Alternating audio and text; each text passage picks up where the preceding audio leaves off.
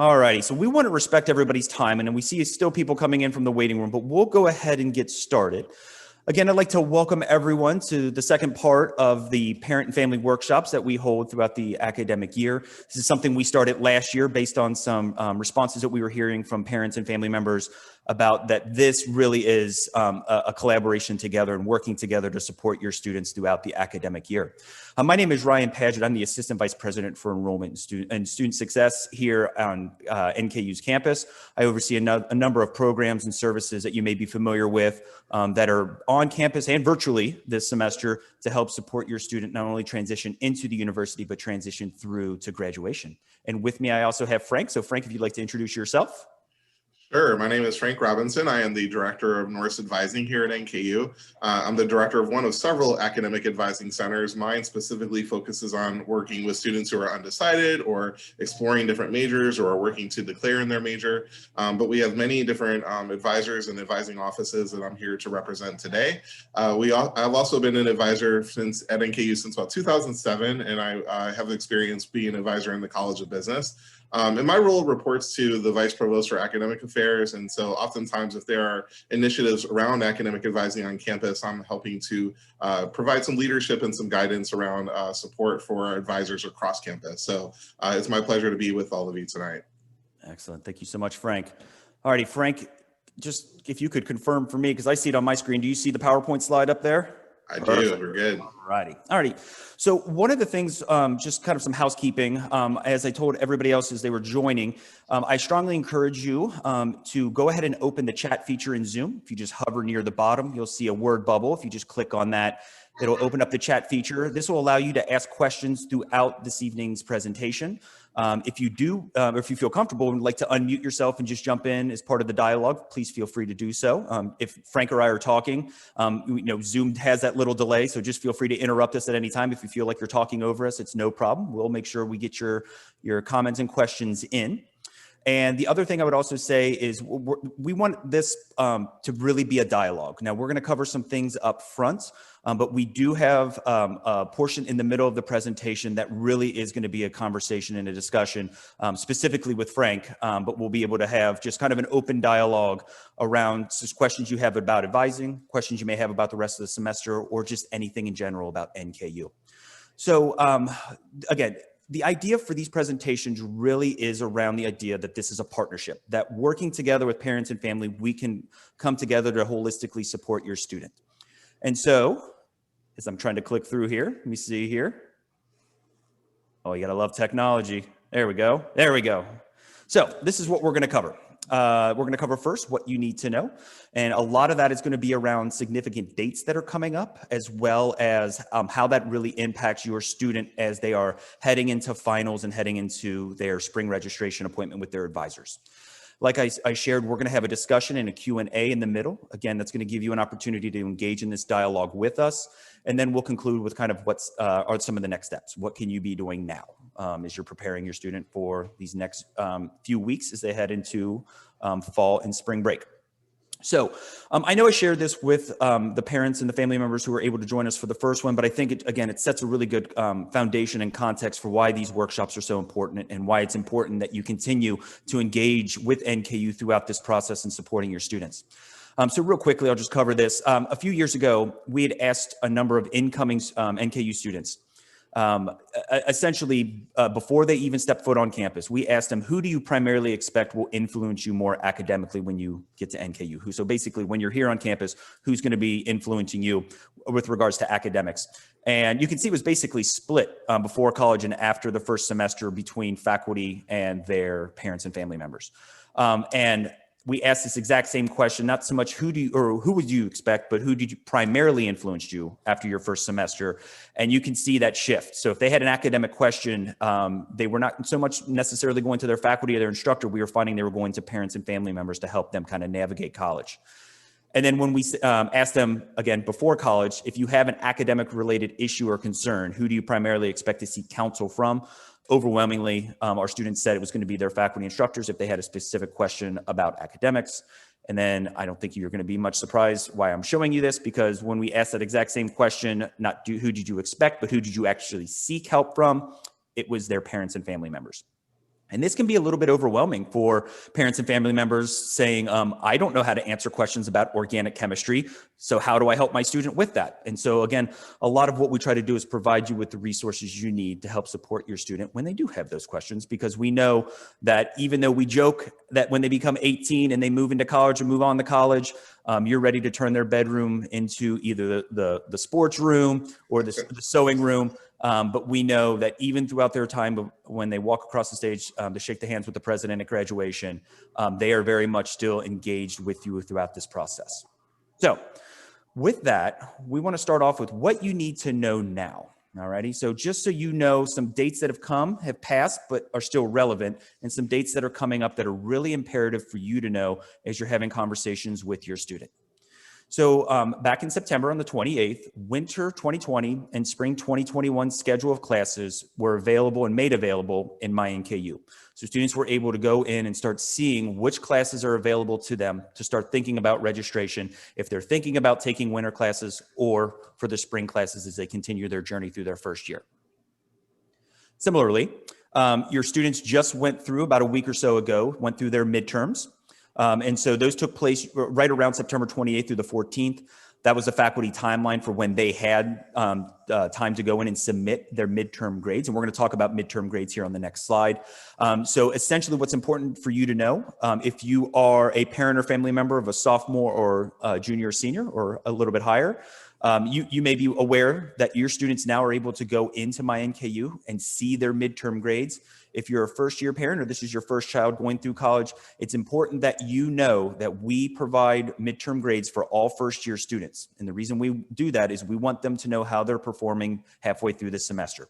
Now, obviously, a lot of faculty provide either tests or assignments prior to, so they kind of get an idea of how they're doing in that class. But the midterm grade provides them with that snapshot. Basically, as of the 8th week of the semester, how are you doing? And so it's important that you know that those midterm grades are now available to your students in my NKU. Just so you know, about a week or so ago, the second 7-week courses began. So if you have a student who was not only taking the full 16-week semester, but maybe was taking a course that was 7 weeks, if they were taking a second 7-week, they should already be in that class right now, as that has either started in person or virtual. And an important date that Frank will be talking about here in a little bit is the last day to drop a course with a grade of a W, meaning that if they were really struggling in this course or it's a course that just maybe wasn't connecting with them, that October 26th is the last day when they can go in and request a W rather than a grade for that course. And again, Frank's going to get really in depth in that here in a little bit, but it's important that you know because that's next Monday.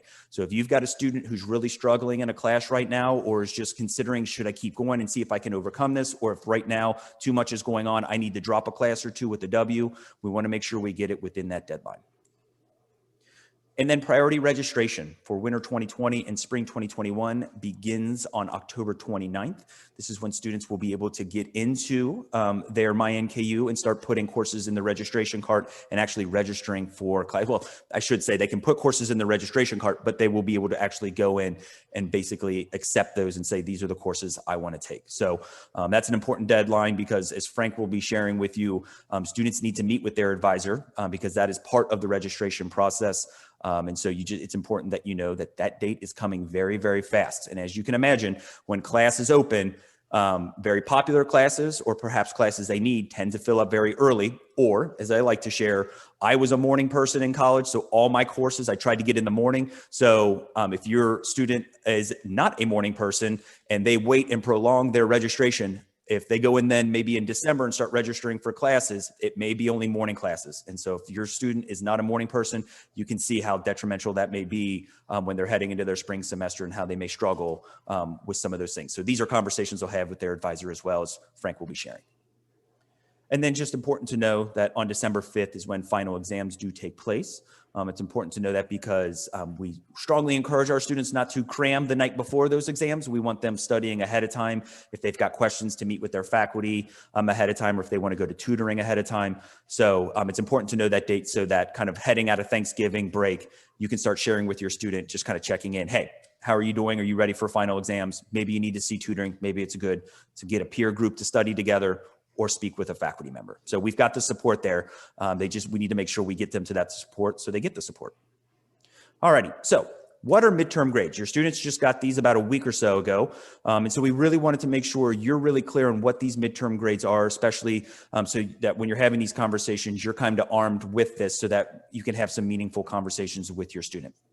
So again, midterm grades are a snapshot of a student's progress in class to that date. So up to that point. So that'll be based off maybe writing assignments, tests, midterms, it all kind of accumulates. And the faculty is just giving a snapshot judgment to say, based on what I see, this is what your class, what your grade in this class would be at this time. What's important to note is it's not only a snapshot, and the reason we do it as a snapshot is because we want them to have another 8 weeks to say, I have time to turn it around. So Frank will be able to tell you, we've been in conversations with students the last couple of weeks. They've gotten their midterm grades. Some may be expected, others may be somewhat surprised at what they got. And so students start reaching out to us saying, okay, how can I start to turn this around? Or students will start reaching out to us saying, is it too late for me to turn it around? If they're sitting kind of in that B, C, D territory, there's still plenty of time to turn it around. Now, if your student is a student who may have an F in a course and they've done absolutely nothing, they've turned in no assignments, they're not attending classes, haven't attended or taken any tests, then we need to have that honest conversation around, is there time to turn it around? Would a W benefit them at this time? And so that's why the conversation is so important. So many times students will come in thinking that a C or a D is not surmountable and they can't get over that. But what we tell students is if you put in the effort, if you go to tutoring, you start engaging in class, start talking with your faculty, start talking with other students to maybe see, hey, are you understanding this? And maybe can we meet kind of in a virtual setting or maybe somewhere on campus to study? That's the kind of motivation that they need to get over that hump. We know for certain that transition from high school where they're set and kind of know where they're at every single day from 8 to 3 o'clock and what they can expect in each one of those courses, that changes a little bit when they get to college and they have a much different schedule. And so we see students all the time struggle with that time management. So really it's helping them understand that, okay, this is a wake-up call. Here's what your midterm grades are. Here's how you can turn it around. And for some of you, to be honest, your student may have done really, really well, academically strong in college. And for the first time, they may be seeing a couple Bs that they may not have seen in high school. And so that creates stressors for them. And so for them in particular, it may seem overwhelming to try to get back to that A. But again, the reason we do these midterm grades is to show them there's still time. We're not surprising you at the end of the semester. Most students kind of have an idea where they're at, but this gives them that snapshot to really know. And more importantly, to have what we think a conversation with parents, family members, faculty, staff, advisors, and others. What I want to make sure I highlight, though, is that midterm grades do not impact cumulative GPA. It is not impacting their GPA. So what they had on that midterm is not factored in whatsoever in terms of their fall GPA or their cumulative GPA. It just gives them an understanding of where they're currently at. Now, their final grade obviously will impact their cumulative GPA, but if you're a student coming in and let's say you've got certain scholarship requirements or requirements to be in certain programs, and you may be having some C's and D's and you're worried that you won't be able to participate in that program, it's all going to be impacted on cumulative GPA, final GPA, not on your midterms. And then again, midterm grades are posted in my NKU. So to get into my NKU, students obviously have their username and password. So we get a number of questions from parents and family members asking, hey, can I have access to their midterm grades? Yes, you have, even if you've signed a FERPA release, you technically have access to it, but they're housed in my NKU, which means your student has the entry key into those grades. So a lot of that is just a conversation to say, hey, let's get in there. Let's see what your midterm grades are. And let's have a conversation around how you're doing, either great, or maybe we need some interventions to get you back on course. Because again, they may be veering off a path, but we can get them back on the path if we take the right steps. And so with that, I'm going to turn it over to Frank, and he's going to talk a little bit about how these advising appointments can help with those interventions and what your students can expect from their advising appointments from this point forward. So Frank, I'll go ahead and steer. If you just want me to just say click next, and I'll be happy to do so. Yeah, before we do that, can I mention one last thing on that? Sure. Oh, absolutely. So Ryan mentioned a FERPA release, and I just wanted to just kind of mention that really briefly. Our student records are actually protected by federal laws that prevent us from really sharing details about their academic records and their grades with individuals other than the student without the student's permission. So the FERPA form, and advisors have access to this, and actually now that form can be filled out on the registrar's website directly online, which is great. And so the FERPA form gives permission for the student to provide other individuals, parents included, the opportunity for individuals at the university to speak freely about the student's records. And so the student can decide if that's academic records or financial records. There's some parameters that they can decide of what permissions of what information they can provide. But that can be really helpful if you know, the parent would like as well to intervene with the advisor on those details, because otherwise advisors are generally going to be able to primarily work with the student. But I just wanted to kind of clarify that just in case anyone's not aware of what a FERPA form was. So I just wanted to address that. Thank you so much, Frank. Appreciate it. Yeah, no problem.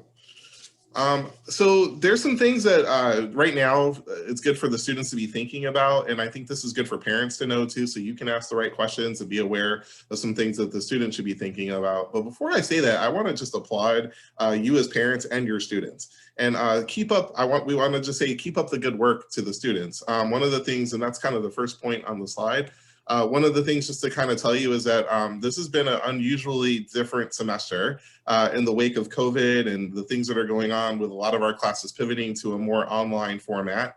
Some of the parents on the call may be aware that there's several different formats for our classes. Some of them are pure online courses that you do at your own pace. Some are courses that you meet live with the instructor at a very specific time, the time listed for the class. Those are called synchronous courses. And so, and then there's asynchronous is what's the ones that are kind of self-guided where students go at their own pace. And we honestly are new to this environment as well. And so one of the things I can tell you right now, just in conversations I've had with advisors, even today across campus, the majority of our students have responded extremely well to this new environment. And they're doing a lot of really good work and they're doing well in their courses. Not to say that some students aren't struggling. For some, this is a very different environment than we've ever seen before. But generally speaking, our students are doing such a great job of when they're on campus, wearing their masks, social distancing, doing the things that they need to do. And then also they're doing good work with these classes. So I just want to just quickly say, keep up the good work to you and also share that message to your student.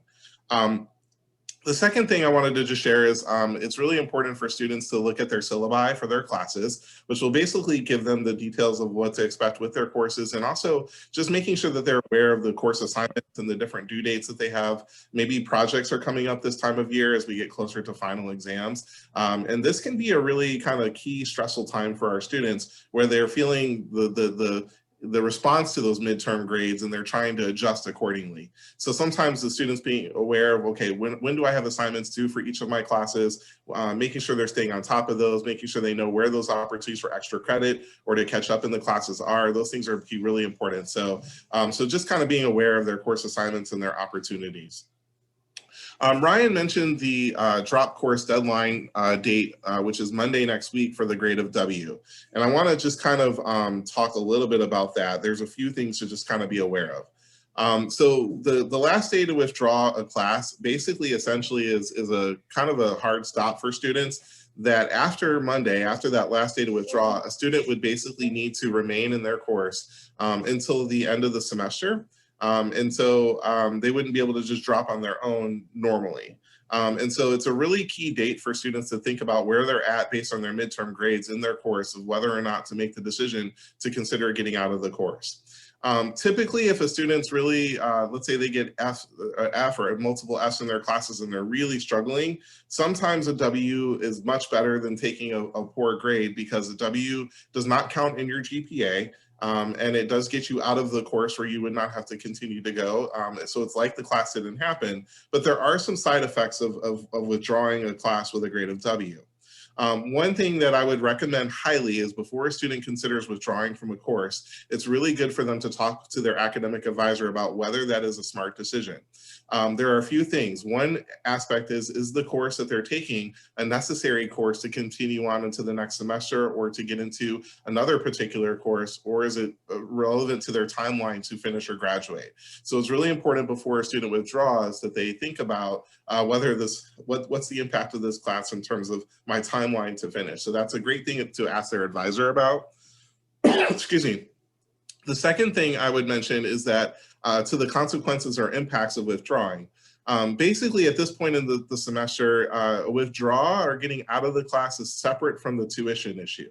And so I just want to kind of clarify that at this point, students would still be paying for their courses. So we want to make sure that they're getting the most out of that course that they're paying for. And one of the things that is another element of withdrawing from a course is that there can be some potential impacts for financial aid for students if they're receiving federal financial aid from the university. Specifically, students need to maintain a 2.0 GPA or C average to remain in good standing, and that's one aspect that the government looks at for federal financial aid. But the second aspect is students have to earn 67% of the hours that they attempt at the university. So if they withdraw from a course, that is not successfully completing a class with a passing letter grade. Even a W is a letter grade, but it's not completing the course academically with a final grade in the course. And because of that, it's not considered a course that would actually count towards those credit hours to earn those credit hours for that purpose of financial aid. So one withdrawal is probably not a big deal or okay, but if a student were to withdraw from multiple classes or all of their courses, or if it's a situation where they have this happen regularly, it could impact their ability to complete the course. And so, or to get financial aid in the future if they're not earning enough of those hours. So that's something that advisors are really watching for, just to make sure that students are aware of that situation. I also want to say, though, that what's really important here is that even though Monday is the deadline for withdrawing from a course, there are sometimes extenuating or really specific circumstances or emergency situations or things that can come up that can still impact students. And so depending on the student's personal situation, if there are extenuating circumstances, for example, a medical issue that occurs with the student, or someone really close to them, or if there's a death in the family, or something that happens that, Lord forbid, is kind of a really rough situation like that, I would strongly encourage them to still talk with their academic advisor. We can always give options and help, and there is a process called a late withdrawal process for those extenuating circumstances, and those are all situations that advisors can vet and work with myself or other lead advising directors on campus to still help students even beyond that last day to withdraw. So that is another thing I just want to just kind of mention, depending on the circumstances of the student. And so I think, Ryan, if you do the next point there, yeah, so those potential impacts include the credit hours or GPA for scholarships. And so if you withdraw, it can impact that financial aid. So one thing we advise students to do is not only check with your advisor, but another wise strategy is to sometimes check with financial aid, or definitely check with financial aid as well, to find out if my financial aid or your student's financial aid would be impacted by withdrawing from the course. Sometimes another solution for some students could be to add a second 7-week course. The thing that's just a little tricky with that is that can, and I think this is the bullet point that's there for this afterwards, this can lead sometimes to an increased tuition bill for the addition of the course. One question that I saw appear in the chat that I wanted to address really quickly, I happened to catch it. Someone asked if a student could audit a course. There is a process at the university for a student to audit a course, and for those that are on the call and not aware of what that is, that's where a student can basically opt to continue in the course, but they're opting to continue to earn the credit hours and complete the course, but not to get a final letter grade. What I will just say to that is normally the audit process is something that a student, there's actually a deadline on that process normally. So a student would actually normally choose to audit a course at the beginning of the term before the semester began. So it's not really an option for students once we are at this point in the semester. But it is possible to do that, but I would usually not recommend doing that because those courses that are audited do not count towards GPA as well. And so, the best outcome for a student is if they can complete the course successfully or pass the course to earn the credit hours, and then also ideally to get the best grade possible. I also want to just mention, there's a lot to say with withdrawal. But the last thing I would also want to mention with a withdrawal is that this is a really careful decision. And advisors are really thinking about several things when they get students who are asking about withdrawing from a course. One is preserving that financial aid, as I mentioned. The second piece is the student still in a position to pull the course out and succeed? For some students, there may not be a specific letter grade that they need or a certain grade other than to pass the course. So it doesn't make sense always for a student to withdraw. You know, depending on if they're at a C minus, for example, it may not make sense to withdraw if a C minus is completely fine and okay for them to successfully complete the course, move on, and be able to continue or proceed towards graduation. So we want to make sure that students are making smart decisions around that withdrawal process. And so one of the things that I would just encourage you all as parents, and I see oftentimes, is that sometimes our students are a little shy or reluctant to want to share that they are struggling. And so, you know, but they might share that with you because of the personal nature that they have with you as a family member. So I would just strongly encourage you to please recommend to them that they do seek out that help. Advisors don't know or can't help things that they don't know about. And we can always give options and help a student before the end of the semester, before that final grade is given. So even if we get beyond that withdrawal date, it is not too late. Like, I would strongly encourage them to reach out to their advisor to provide them so that their advisor can provide them with best options and best strategy for how to handle those classes. And I definitely see a few questions in the chat, and we'll definitely address those in a few minutes too. There'll be definitely an opportunity to come back to some of those as well. So thank you for sharing those. I want to take a few minutes just to talk about what to expect from the advising appointment. One of the myths that I love to dispel is that I think many people think that advising appointments are just simply scheduling your classes for the next semester. And that is very just one aspect of a big, larger piece of things. The advisor, when they meet with students, especially each semester at this time in the midterm, we're checking midterm grades to see how they're doing. We're checking in to get to know the student personally, and so that we can make those relationships and connections and help them to feel comfortable sharing with us. We're also making sure that the student's on track for graduation. What are the classes that they need in the next semester? What do you need to register for? Sure, but we want to make sure that they're on the right pathway and the right track and taking the right things and thinking about the right things for those steps. We're also considering what career options for the student, especially if it's an upper class student. Are you starting to seek out a job? Are you starting to look at your resume and the things that you need to do to look for the job opportunities that you're looking for? We might be looking at setting up a scheduled plan for you for multiple semesters so you can map out your pathway to graduation. We're also thinking about several different factors, you know, when we think about these schedules today. Is this the right mix of classes that can balance difficulty? We don't want a student to be in too many difficult classes. Is this a situation where, you know, what's the student's interest? You know, sometimes students change their mind or they have different interests that we want to make sure we're satisfying the needs and the goals that they're going after. So there's quite a bit of things that we're kind of covering and a lot of territory that we're really trying to address in those conversations. This fall, things are a little different. And so right now, students are getting emails, and they should already definitely have them in their NKU email account. So make sure that they're, you know, remind them to check their NKU email. They get an email from their advisor, and I should back up a second. All students on campus are assigned to a very specific academic advisor based on the major that they have. So depending on what their major is, that would determine who their academic advisor is. There are academic advising offices on campus, and for some of the colleges, like College of Informatics, College of Business, College of Health and Human Services have advising centers. And then Arts and Sciences is our largest college, uses a mix of both faculty advisors and professional advisors depending on the department and the major. But all students are assigned to an advisor. So if they're not sure who their advisor is, they can actually view that in My NKU and see who their advisor is. But they should be getting emails from their advisor already to schedule those appointments. And this fall, due to COVID and just kind of social distancing and to make sure everyone stays safe, we are doing primarily as a campus virtual appointments this fall. So we're meeting with the students via Zoom and online to make sure that we can still support them. And so so it's a little bit different for us. We prefer to meet in person, but it's just a situation where we're trying to make sure we keep everybody safe and make sure that we keep everyone's health in mind at this time. Most first-year students will have an advising hold on their account, and that will be lifted once they meet with their advisor, and it's mandatory that they do meet with an advisor prior to registration. It's important that we get a chance to do those things that I mentioned about building some rapport, checking in with them, making sure they're off to a good start. We want to make sure students are doing well. That might be talking to them about financial aid. What kind of things you need to do to maintain your scholarship? Just how are the classes going? How are you coping right now?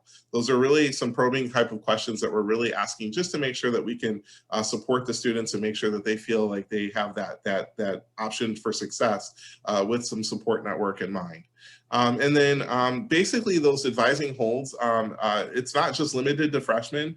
There are certain points in time where some advising holds might be placed on students so that we do have those key check-in points with them. Some majors, you have to meet certain requirements to become fully accepted into your program, things like that. So there may be other students who have requirements of holds, but most of our students on campus do meet with their advisor each semester. The other thing that advisors are doing is we're paying attention to many of the different academic changes and updates and things that are going on from the university, policy updates, changes that are occurring. And so it gives us an opportunity to also let students know what are some of the things that are happening on campus that they need to know about. So, so most of our students do meet with our advisor, even if they don't have a hold, but it's very important especially for the parents of first-year students, all of those students have to meet with us because we want to make sure that we're checking in and doing that. And so advisors are going to be reviewing academic plans, program requirements, and we're going to be giving that list of suggested classes with the student. We are human. We do make mistakes from time to time, but I will tell you that the advisors on campus are very knowledgeable. They're very experienced. They do a wonderful and amazing job. And so our goal is to really make sure that students are kind of really staying on track for that timely graduation, so that we can keep them on track for that time frame of 4 years or what's appropriate for their particular major. So advisors are going to be making a list of course suggestions. Ultimately, the responsibility is still on the student for their education. So I just want to be clear that, we're not replacing the student's role in this. We want to make sure that we educate them on the things that they need to know to make sure that they can be knowledgeable on how to navigate the university structure. But we are here to really help support and to help make sure that the students are staying on track. If students have not made their advising appointment already with their advisor, this is a great question at home is, have you made your appointment or met with them already? Many of our students, you might find that your student has already met with their advisor for spring. But it's really important that they schedule their advising appointment as soon as they're able to. Typically, advisors are sending out messages about making that appointment probably in like late September. And then we send constant reminders throughout the fall for those students who have not met with their advisor to make those appointments. So by now, they've definitely gotten multiple emails, if not reminders even, about making that appointment. In some of the advising offices on campus, it can be quite, appointments fill up very fast. So it's important to make your appointment early so that you don't have a long wait to register.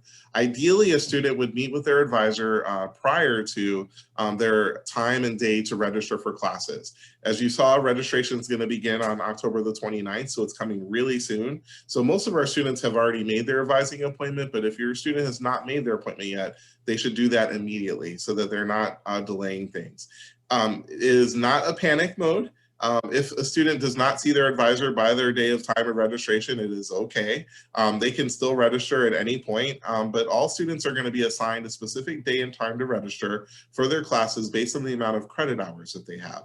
So there'll be a specific day and time that they can see in my NKU in the course registration portal for what day and time they can enroll for their classes. And so ideally, they would meet with their advisor prior to that date so that they can know what classes to be putting in their cart and registering for. The one other thing I would just want to do is that's a great segue into my last piece here that I wanted to talk about. So what does registration look like and how does this work for registering for classes? So the students will register for the classes on their own through my NKU. The way they get to this is clicking on the academics tab, and then from there they can click on online registration to get into the academic registration portal. From there they would select the term, so they would be selecting spring for this upcoming registration cycle, and from there in the upper right corner they'll be able to see their day and time specifically to register when their registration window would open. Once a student's registration window opens, it's open all the way till the first day of classes. So we're really a week into school, so they can register for classes at any point in time. So I just want to just kind of make it clear. I think one of the things that I think students get really stressed out about is, hey, if I don't register right on my day and time, I'm not going to get the classes I need. And I want to be really cautious there that that is not necessarily always the case. It is in the student's best interest to register on their day and time to register. That will maximize their options and choices for classes, but it is never too late to register for courses. But I do think, as Ryan alluded to earlier, it's very, very important that students register for classes on their earliest day if they can, to give themselves the best chance to get the times and the seats and the selection that they want. And so ideally, they're going to basically set up the classes with their advisor in their registration card, or they can set it up on their own as well if they want to attempt it and have that going ready into their advising appointment. One thing just to kind of mention about the registration card, it's a great idea for students, and this is the next bullet point. It's great for students to have some backup courses in mind. Should a class that they are trying to register for not open, it's good to have some different options there. And one thing I would just kind of also share with parents that I think is really helpful to know, the registration cart is a place where students can put their classes. It doesn't hold a seat or anything. It's almost like a shopping cart, but once the class is in the cart, they can actually run a check on the cart.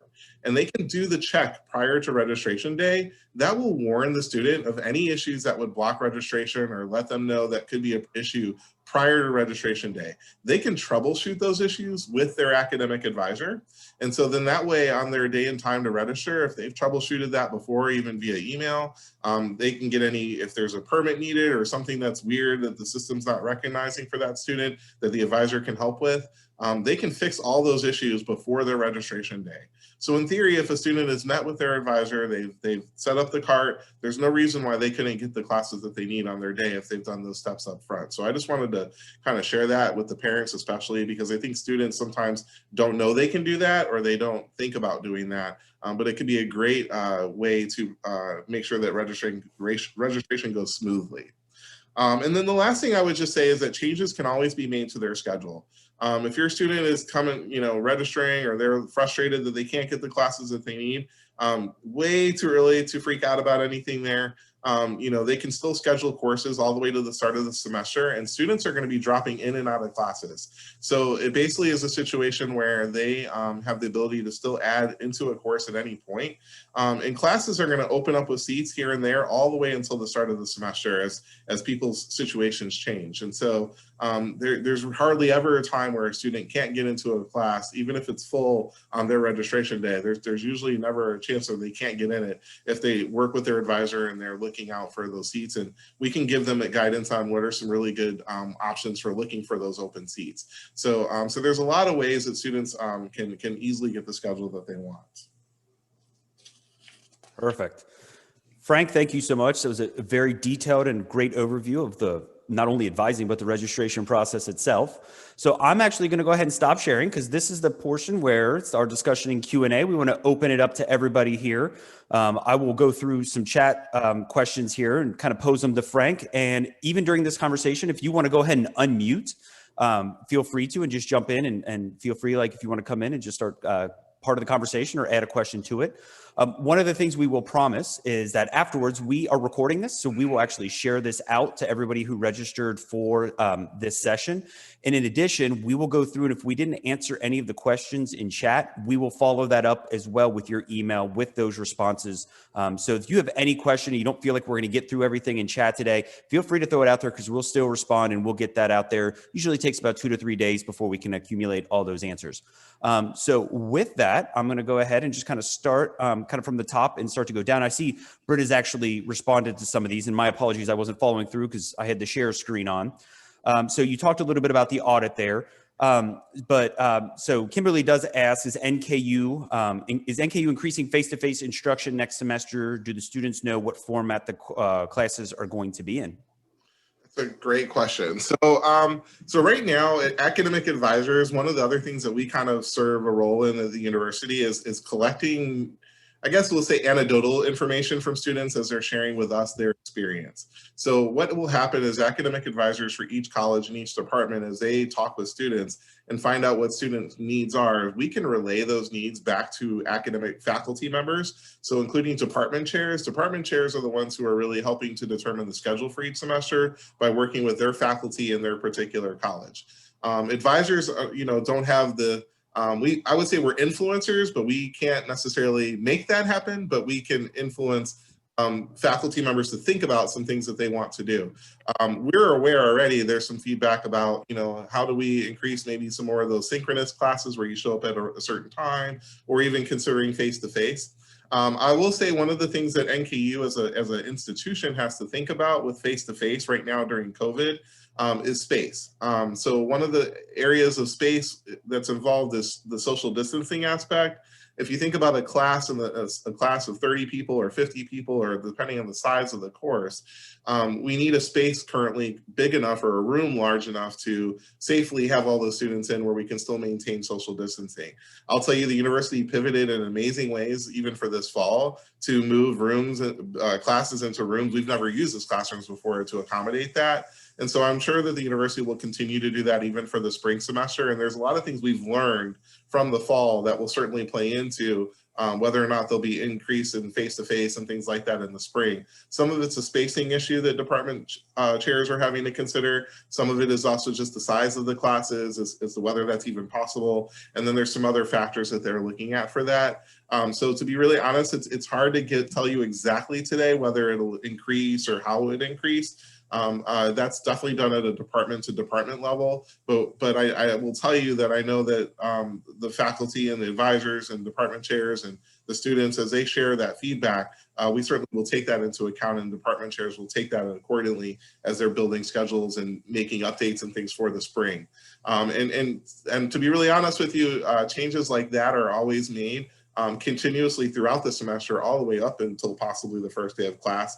Ideally, we like to have things kind of in place by the day of registration, but there are departments who are still looking at seats and spacing as enrollment happens, because as you can imagine, students are still registering for classes, and those class sizes may rise as we get closer to the start of the semester. So it's a good question, but there's a lot of those factors that go into whether a course can be face-to-face or online, and is the content able to do that? There's a lot of little factors like that that they think about. Great. Thank you so much, Frank. We're seeing a lot of comments here, so I want to make sure we do cover this one. So let's first start off with there's multiple questions and comments regarding if a faculty member is not responding to a student's email, or if there's a grade that looks incorrect and they're not responding a few days, upward to a week. What is the process in place where a student can reach out to someone to try to get an answer for some of these things? Or if the faculty member is not responding, what should their next step be? Yeah, that's a great question. So, so basically, if they're not hearing back from their professor, or if there's something that they've reached out to the professor via email and they're not getting a response, there's a few things that I would recommend. The one thing is certainly they could reach out to their academic advisor. That's a great place to start, because that advisor will be really knowledgeable about who are some other contact people in the college that we can connect with to make sure the professor is aware of the message, things like that. Department offices are oftentimes, so another great option is to encourage the student to reach out to the department office. So for example, if the course is a sociology course, for example, they could reach out to the sociology department office to let them know that, hey, they're not hearing back from their instructor. Oftentimes those department offices have the ability to contact that instructor if it's an adjunct or something with more of their personal information, and then they might be able to get a hold of the professor that way. And I encourage the advisor, because we can kind of gauge maybe the level of the situation, depending on how heavy of a situation it is, or if this is a situation impacting multiple students in the course. Maybe it's something where we might contact a department chair or someone to kind of help us get in touch with that professor to make sure that they're aware, or check in or see what's happening. So those are all possible suggestions of what a student could do if they are in that situation. Oftentimes, with the professors, I would try, if they've tried, like for instance, sending an email, but the professor also has a phone line, maybe trying the phone line instead, making sure that they've tried the different methods of communication. Or Canvas is the support system that we use for our courses. They certainly could try to send a message via Canvas or through Canvas. The professor has to go into Canvas to grade the course. So ideally they would be seeing messages through Canvas that are left for them. There's an inbox in Canvas, so they could leave a message in that learning system for the professor as well. So there's a few ways that they could try to reach, or a few methods they could try to reach their professor. But professors should be getting back to students. So I just want to make that very clear. They should definitely be responding. And there is a process in place to protect students for that, as Frank was talking about there too. When we get back to the PowerPoint, there's a couple more slides we're going to show. The last slide we're actually going to show is going to provide each of the college's advising centers and the primary contact. So I've seen a couple questions. If an advisor's not responding back to a student, what should they do? We'll give you that contact information, and that'll go directly to the lead advisor for that college, and that should be then triaged right away from that point forward.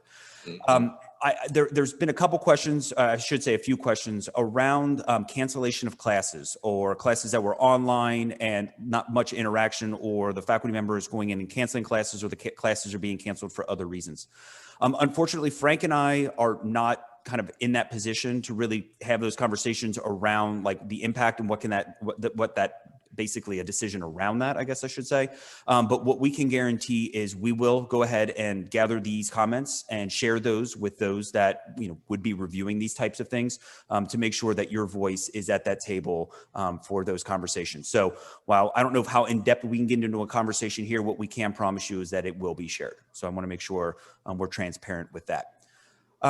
Seeing a little bit of questions around the EDGE Award. So Frank, do you want to just talk what the EDGE Award is and what is the GPA requirement to remain on the EDGE Award? That's a good question, Ryan. So I actually might need to confer to that financial aid website for that. Oh, well, okay. I can give a little bit of an overview while you're doing that. No problem. Sorry. So essentially the EDGE Award, it was an initiative put forth, I believe it started last year for the incoming students this year. And essentially it was an agreement that students that are coming from out of state to help with the out of state costs for education, we would be we'd be offering in-state tuition for those students plus an additional, I believe it's $500. I feel bad. I don't know that exactly. But yes, it was a way to kind of an affordability measure, if you will, to provide that award for students that are out of state to get something comparable to an in-state tuition. I believe there is a GPA minimum, and while Frank is looking that up, we will definitely come back to that, but I'll circle back to the next question just so we can make sure we're getting a thorough response to that. Let's see. I did see, Pete, your question around meals and what would the meal plans be looking like? And if meals were not offered on campus during certain days, what would a reimbursement look like for that? It was talked about in the first workshop, and it looks like maybe it wasn't answered in full during those questions. So we will definitely circle back with the department that oversees that, get a full and robust answer for that, and make sure we get that back out to you within these questions on that. So our apologies if it was not all the way provided, but again, we will make sure we do it for sure this time. I just saw Britta jump right back in. The EDGE Award is an in-state tuition plus 500, and it is awarded to first-time, full-time students. It's automatically applied to students that meet the qualifications and automatically renews for students who continue to meet the requirements for that. And Frank may be able to find the exact requirements for it, but high school GPA coming in with above a minimum 2.5 unweighted high school GPA. Enrollment is a first-time full-time freshman. I know that's it for how that's awarded. So yeah, I mean, it's going to be awarded through the financial aid process too. Yeah. As students do the FAFSA and they fill that out. So yeah. One key thing just to kind of share related to that though is at NKU, for each individual student, they're going to be given obviously a financial aid award package when they come to the university. And those award packages may consist of scholarships, grants, and loans potentially for the student. But the criteria to maintain those scholarships is one of the things advisors are constantly thinking about. The criteria to maintain those scholarships, though, may vary from student to student. There may be a certain GPA that the student needs to maintain to keep that scholarship going, or there may be, depending on how the scholarship was created, it may be a donor intent kind of scholarship that there may be a specific criteria for. So oftentimes we're partnering with the Office of Financial Aid to make sure that we're kind of aware of what those are. And then also, in fact, there's a financial aid workshop we're doing in a couple of days around that. But then also just making sure that we sometimes will refer students to financial aid to check on those things, because advisors are kind of focusing a lot on the academic requirements for the program.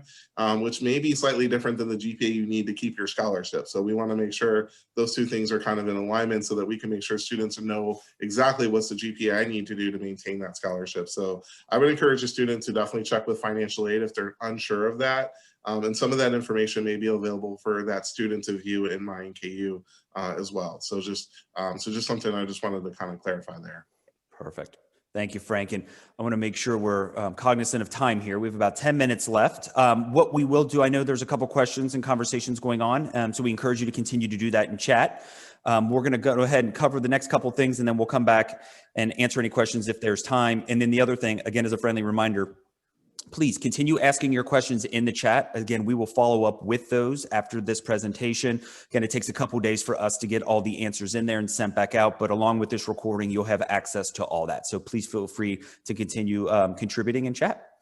So we get this question a lot from our parents and our family members as we're heading into the kind of the next stretch, if you will, of the fall. What can we do now? What are we as parents and family members, how can we continue to help support our student? And we've been saying this a lot throughout this. A lot of it's going to be continuing to have that open dialogue and just really checking in and having conversations with your student about a number of things. We've talked about checking in on midterm grades. I think we've talked about that a number of times through this presentation. About their advising appointment, just simply asking, hey, have you met with your advisor? If not, okay, here are some things we can do. Here's some things I learned about. Let's make sure we get you connected. Because again, the longer a student waits to meet with their advisor, especially as they're already going through the registration, the more likely those classes are going to fill up. So we want to make sure we help get that student the particular courses they're looking for in winter or spring. Perhaps you're having a conversation right now, especially with first-year students and maybe even upperclassmen as well. They came in as one major and, they're starting to get into kind of some of the introduction to the major and it's not exactly what they were looking for.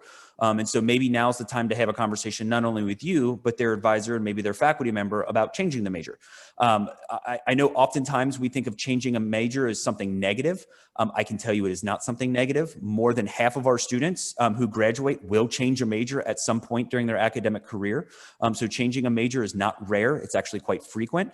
And that's okay because students, as they go through college, start to take classes maybe that interest them more or start taking other things or other experiences that attract them to that major or to those courses. So again, conversations, just even checking in. Okay, if they came in as a business major, is business still kind of what you're thinking? Or do you really like your history classes and your writing classes? Is that something you want to maybe not only do, maybe you want to minor in or double major in? And so just kind of being open with some of those conversations, again, because we want your students to really enjoy those courses that they're taking as it relates to what they want to do with their career. Again, just connecting with your student on winter and spring course plans. And really the broad conversation just in general, and we've alluded to it. I saw some comments coming through the chat. Frank talked a little bit about it. Again, I think we need to be very open and honest. Obviously, we're in different times right now. The end of their senior year, especially for first-year students, was very different than what they were anticipating it to be. And then coming into the college experience thinking like, okay, I know what I'm going to do in college. I can't wait to be on campus and be in housing and be engaged. And, some of those things were very restricted this year. And we're very cognizant and sympathetic towards that.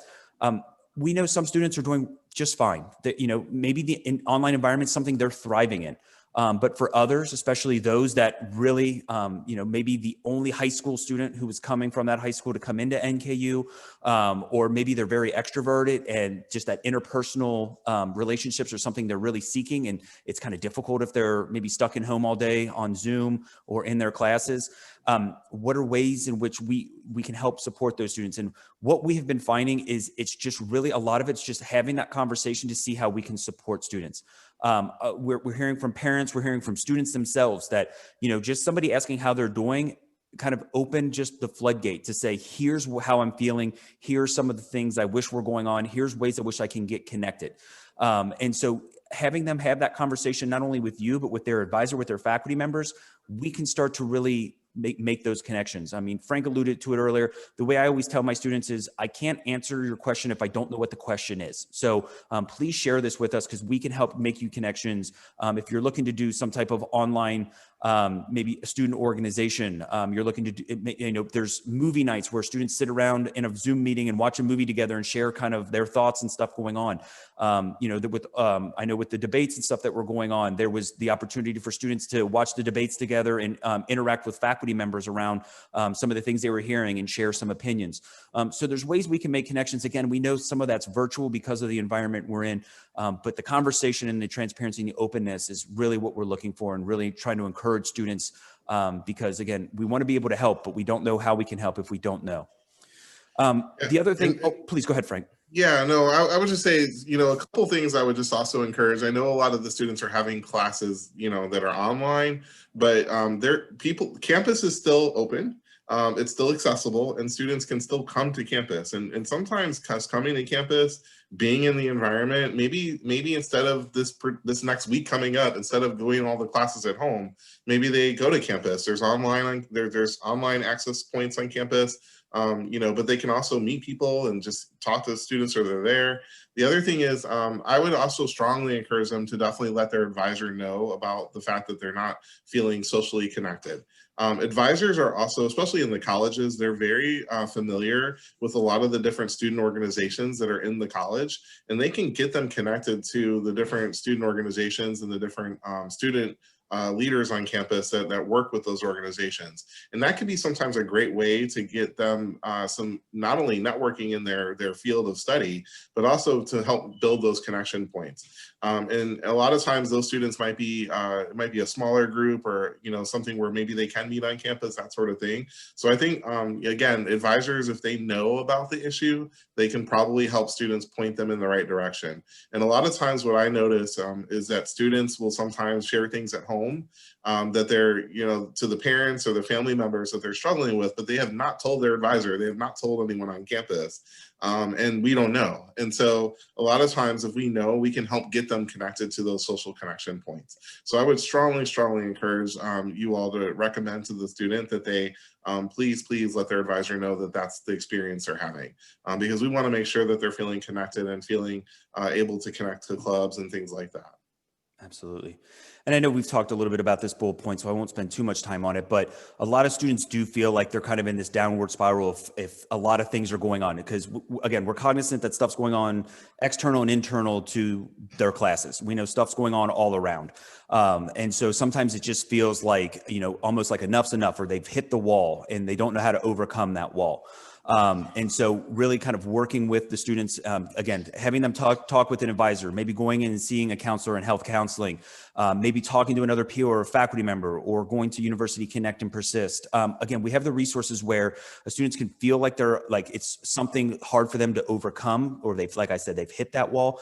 Again, we know students may veer off path, but our goal is to try to get them back on path. And so that's why we're having these conversations now rather than in week 15 as they're going into finals. So, we can talk with students around maybe trying to find that motivation back, or getting into that mindset that, things are okay. Things happen. Everybody who's ever graduated college has struggled at some point in some class at some time.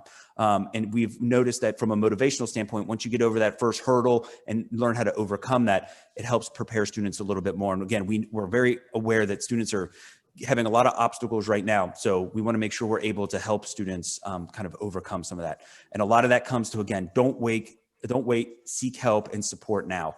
With finals just 7 weeks or so away, that seems like forever, and we understand that, but in the blink of an eye, it's going to be here. And so we want students to reach out, to start making these connections, maybe start making the connections with tutoring or others, just anybody on campus. Because again, we can, as a faculty member or staff member on campus, we can help that student make that connection. And so your support and your encouragement is something that, again, we value and treasure as well as part of this conversation. And so with that, I'm going to show this, and I'm going to bring back, I think Britta is back online. I know she kind of lost internet there for a while. I jokingly call this the cell phone screen. If you're looking for something immediately and you need help from an advising standpoint, perhaps, like you said, an advisor is maybe not getting back, or maybe an email's getting lost, feel free to take a quick photo of this screenshot. This is each of the colleges and each of the centers, their advising centers, or the primary contact or the advising lead. So feel free to email each one of these. If you would like to get a hold of an advisor just for follow-up or some other clarity. Again, we will be sharing this PowerPoint, but we wanted to show this in case you did have an immediate question. And with that, Britta, are you back online? And if you are, there you are. All righty. I know Britta would like to make a few comments, and I would encourage you to stay on for these comments because she's actually going to ask for some feedback from you that I think is going to be really valuable in terms of some of the next presentations we provide for parents. So with that, I'll turn it over to Britta. All right. Well, thank you all for being here. I always say, it shows a lot that your students have you to support them by spending time and learning more about the programs and just being able to provide advice to your students. What I would like to do is let you know that we are recording today's program, and we'll also take note of all the questions that we were unable to answer. I know, for example, there's some questions about how to apply for spring housing. So we'll get all of the answers to those questions. We'll send that out to you all via email, and then we'll post the recording on our website. But give us a couple of days to collect that information and to get the video uploaded. So do know that even if your question wasn't answered, we will take care of that. I want to let you know, if you have not joined the NKU Parents Association Facebook page, we would love to have you go like our page. Every Tuesday, we have members of the Parent Advisory Board hosting some questions, trying to learn more about you and your students. And then on Thursdays, we try to share some timely information. So last week, kind of leading into this conversation, we shared some information about advising and how to help your student by checking their holds and setting up an advising appointment. So that's a good way to interact with other families, especially families of upper class students who have gone through what you are potentially going through right now. So we hope that you all have enjoyed this workshop, and we want to make sure that we are staying on target. So what I wanted to do is, if you don't mind, to share in the chat, what are some of the topics that you would like to hear us talk about at future workshops, and then we'll make note of that and see what we can do to bring in guest speakers to address the topics that are on your mind right now.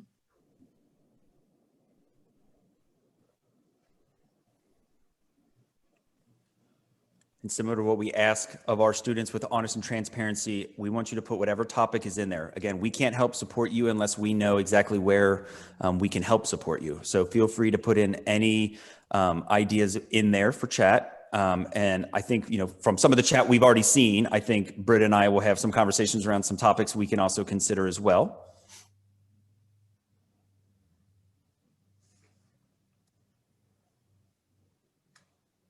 I think several people have voiced the concern about the students being isolated in their dorms.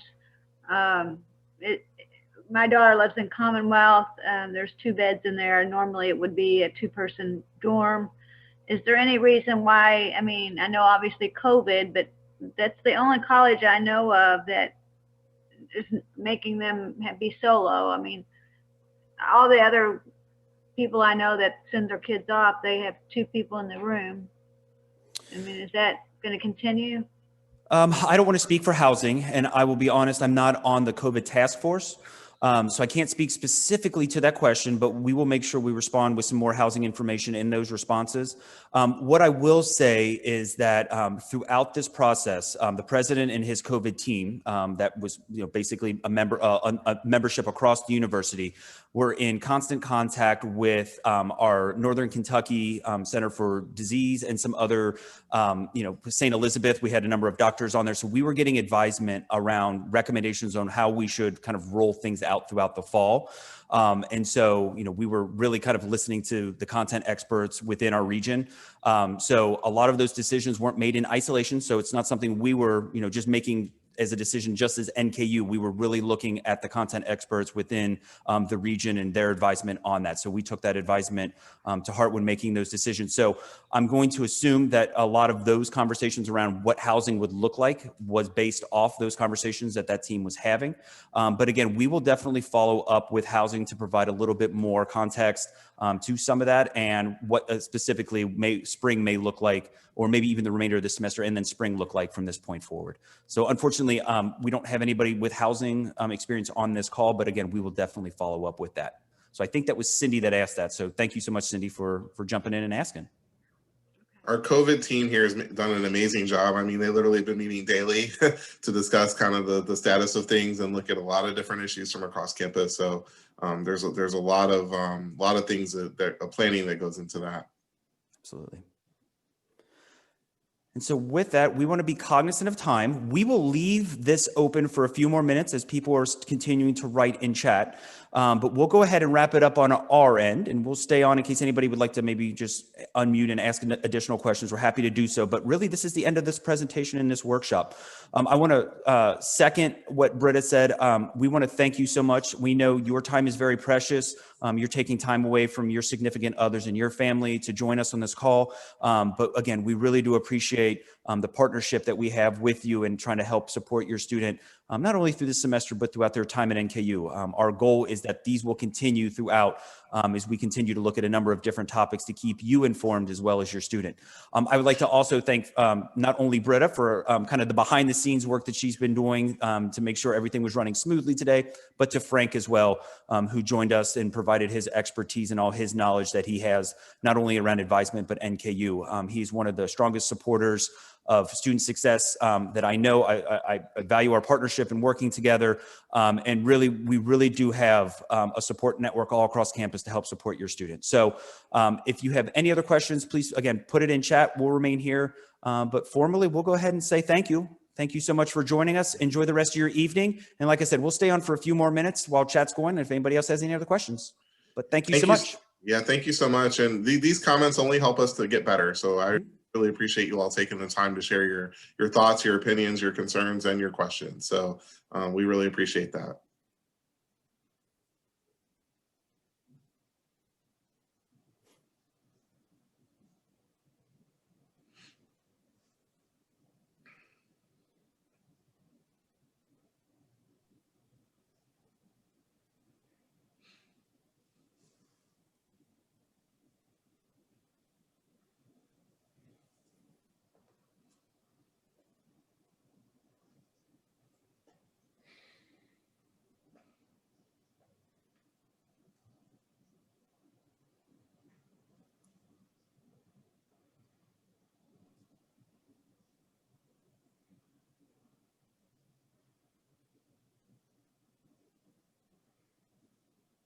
Kurt, I'll go ahead and jump in with this one real quick.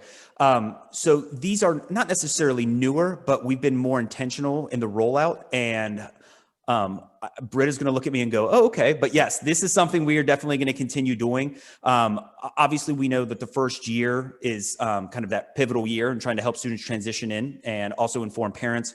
But yes, we are having conversations on what this would look like for upperclassmen, what this could look like for key touch points. We're even just, I don't want to open the bag up just yet because we're planning. It's not necessarily done, but how do we have parents in part of the conversation during the sophomore year as your students starting to think about kind of job and career choices and really kind of career preparation. So we know that's a partnership as well. Hey Ryan, when we send the questions back out or we follow up, I think providing the advising leads contact info and that correspondence is helpful too. Will do. I saw one question, I know it's kind of after the fact a little bit, but one question I saw was about if the student's not getting along with their advisor or they don't like their advisor, don't feel comfortable, definitely that's something to provide to the advising lead director. Oftentimes we have processes in place for advisors to consider advisor change or things like that. It's rare, but sometimes those things are helpful too. So, so we can address those issues as they come across. Perfect.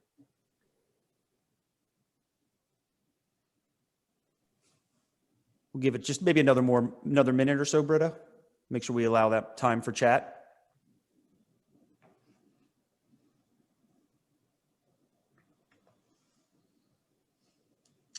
Oh, that's a good one. Somebody asked if campus offices are open. Any voicemails that are received on a phone do go to everyone's email. So any voicemails are received to that employee's email. So they will see any voicemails or hear those voicemails, even if they don't respond on the phone at that moment. But I will say, William, who asked this question, especially from the staff and the student support offices, We are open 8:15 to 4:30, and all departments should be answering their phones. Now, that's not to say because of the virtual environment, if they're on the phone, it automatically may kick them to voicemail. Obviously, Sure. some offices are going to be very busy. Financial assistants, the academic advisors are going to be really busy right now. But you should be getting, for just about every student support office, a live voice answering the office phone. If that's something that's persistent and you're trying to get a particular office you're trying to get an office in particular that you are having not successfully getting at somebody, a human contact, let us know and we will take care of that. That's correct. Yeah. The university is open Monday through Friday, 8:15 to 4:30. Yeah, that's correct.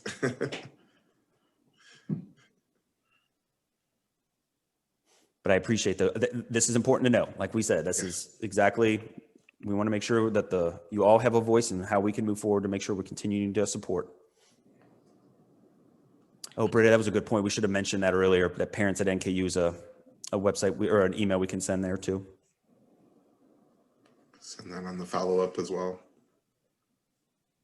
Kathy has a question about what campus is going to look like for the spring. Yeah, we'll definitely send that out. The president sent an email out to all the students. Oh man, was that 2 or 3 weeks ago, I think? About 2 weeks ago, yeah. About 2 weeks ago. So spring is essentially going to look similar to fall. Now we're obviously still making some decisions on a number of specific items related to that. But with regard to kind of in-person, online, it's going to look very similar to spring. So some things are still getting ironed out there. But I would say based off kind of what fall has looked like, spring's going to look somewhat similar. One key thing in that email was just kind of, there are some structured dates though that have been structured to provide a bit of a break or reprieve for students, because one of the lessons that we've learned from this fall is that, you know, there are points in time where we need to make sure students are getting a little bit of some space there in this environment. So that's been, I think, going to be really helpful for the spring. Yes. Good question, Kathy. And we'll make sure we follow up. We'll maybe include a link or direct language from the president's announcement a couple weeks ago.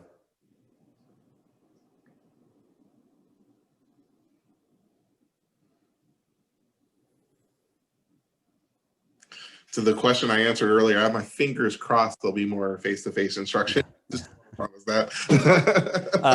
To Ann's question, yes, this is being recorded. It was recorded from the beginning, as well as all the chat questions and chat just in general.